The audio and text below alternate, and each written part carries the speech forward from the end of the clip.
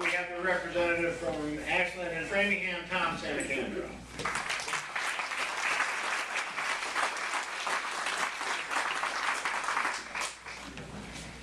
Thank you, everybody, for coming out today, and thank you for all the work you do. This is one of the things that I look forward to every year, the events that I look forward to every year, to talk to you folks and to thank you for the work you do. It is just so critically important for our community, all the work you do, and I really sincerely thank you.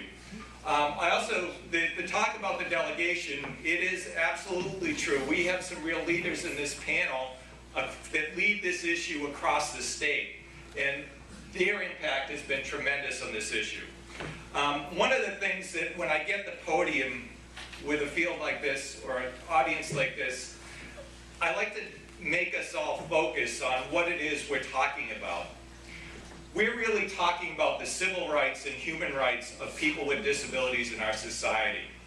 This is an area that we really need to focus on, is that sometimes as our society, we take people with disabilities and somehow we devalue them. And it's important that everybody in our society's civil rights be acknowledged and be valued, and that everybody in the society be valued. And in order for us to do that, we need to essentially put the money where our mouth is. We need to do that.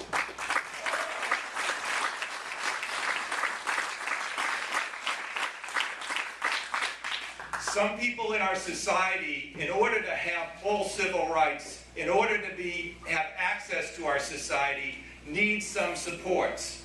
Whether that supports a powered wheelchair, whether it's some employment services, whether it's a counselor, they need those supports to be part of our society, and it's incumbent on us as a society to make sure we give them those supports because we value everybody in this society.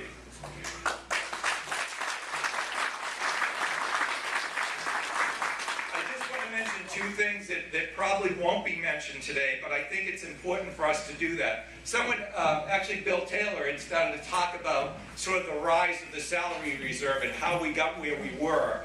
Part of what he talked about was the closing of the state institutions, where Massachusetts, and like everywhere else in the country, and for the most part the world, had this institutional model, where if you had a disability, we wanted to lock you away in some way, exclude you from society. We didn't want you to be part of the society.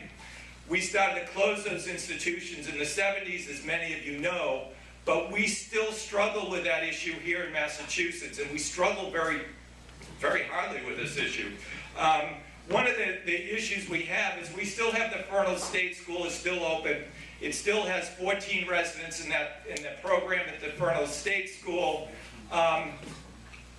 My issue with the folks that are still there is that I'm not sure those folks have been given the opportunity to make the decision themselves. Someone is making the decision for them to make them stay in the Fernald State School. I think that's bad policy, but also it's bad money. When you look at how we spend our money and we look at the money for the salary reserve, we now have 14 people who, my contention is, are forced to live at Fernald at a cost of $14 million a year to keep those 14 people there. And I think it's incumbent on us to make sure that everybody in the society has the civil rights and that we spend our money wisely as we move ahead. For good news is we do have a program that's working its way through the House and the Senate at this point, which is a loan forgiveness program that would also include the direct service workers. So I'm hoping that we can get something done on that. It's $1.5 million for the direct service workers, $1.5 million for social workers and loan forgiveness.